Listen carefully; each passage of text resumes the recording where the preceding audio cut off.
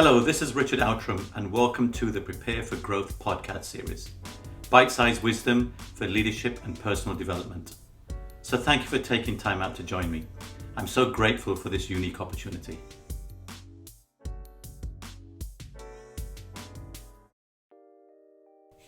And this week's topic is the immigration advantage. Last month, my family and I flew to London to celebrate a milestone of generations, my dad's 90th birthday. He is the oldest surviving member of the silent generation in our family, which now extends to his 6 children, 6 in-laws, 17 grandchildren, and 4 great-grandchildren. The main event was attended by extended family members, decades-long friends, and community members who had been touched in some way by my dad. In preparation for the birthday celebration, we decided to compile memoirs of his life as remembered by his family and friends.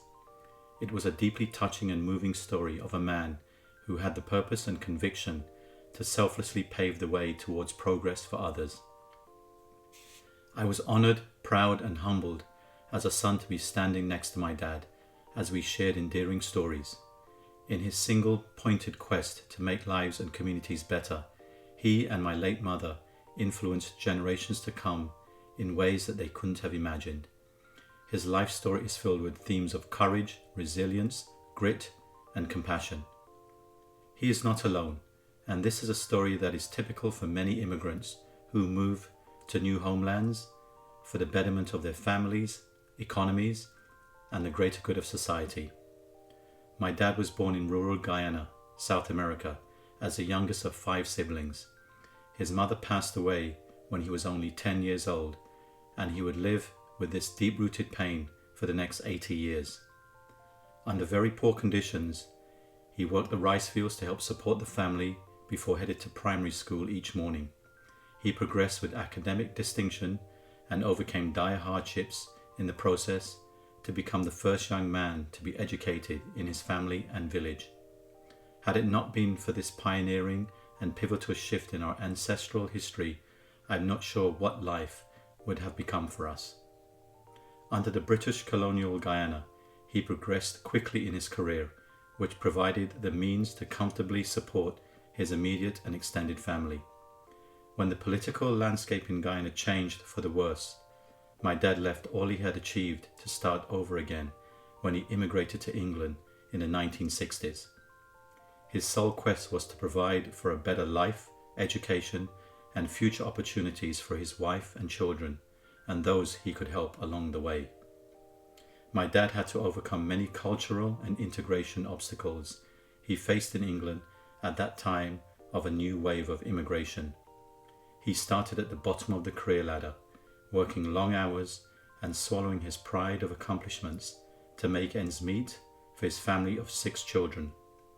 He sacrificed his own personal dreams to save, provide, and extend support for family and friends who needed a fresh start in England.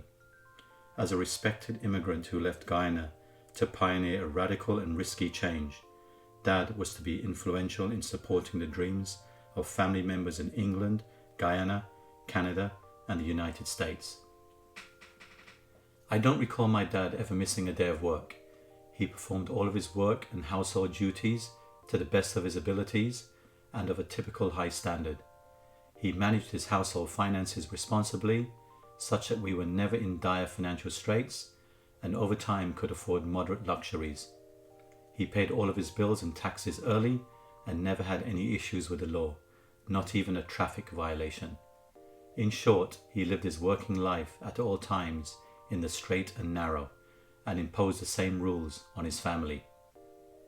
My mum and dad raised us in a welcoming home with open arms and tolerance for all colours, creeds, and religions. They were ambassadors of community service. My younger sister and I were born in England and are children of that great country. Over the years, my dad's heart and soul lived in gratitude for the opportunities that England provided us. Today, the fruits of his vision of progress are evident in just a few family examples. His offspring include my elder brother, who headed technology and scouting and innovation in crop science for major global organizations. Also, the family tree includes grandchildren who represent major charities to deliver cleft surgeries and water distillation to poverty-stricken communities around the world. My sisters and their children carry on a family passion to change lives through the teaching profession in England and overseas. Journalists, entrepreneurs, and artists are other examples to also join the list. These are educated, productive, and humanitarian people that make a difference in the world. The list goes on about the intergenerational influence that was born from the fruits of a boy who started life in the rice fields. Fast forward almost 60 years, and my dad said to my family after his 90th birthday celebration, "I am happy and content. I am ready for God to take me whenever He so chooses." Admittedly, as a son living 5,000 miles away, I had tears in my eyes in that statement. What more could a son want to know in that moment of a father's reflection? The journey of immigration and progress did not begin and end with my dad.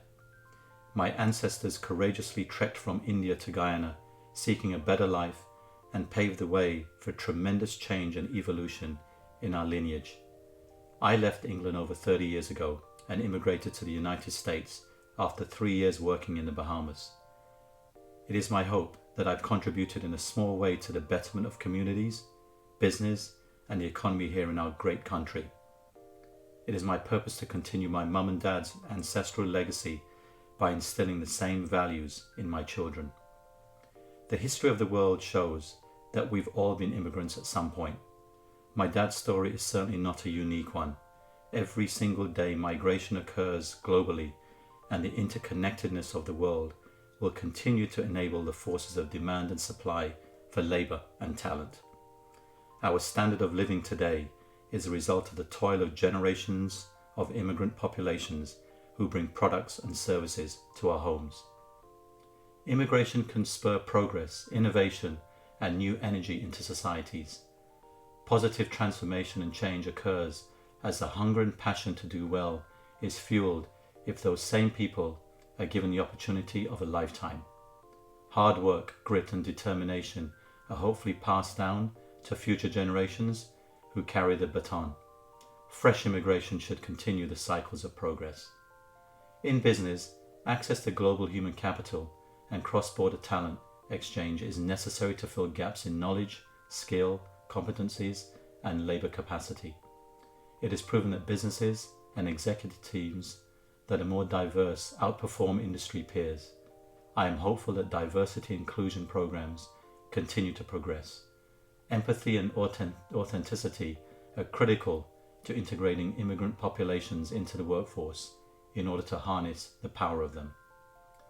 The best advice my dad ever gave me was a lifelong gift, which is to treat all people as equals, as they may not have had the same opportunities as you did. He constantly reminded us to be grateful for our standard of living and opportunities bestowed upon us.